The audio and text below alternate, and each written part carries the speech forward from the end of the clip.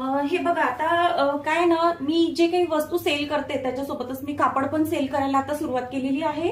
बऱ्याच कस्टमरचं म्हणणं होतं की ताई तुमच्याकडं खणाचे कापड भेटतील का? तर हो, माझ्याकडे खणाचे कापड भेटतात. तुम्हाला पाहिजे असेल तर लवकर लवकर ऑर्डर बुक करा.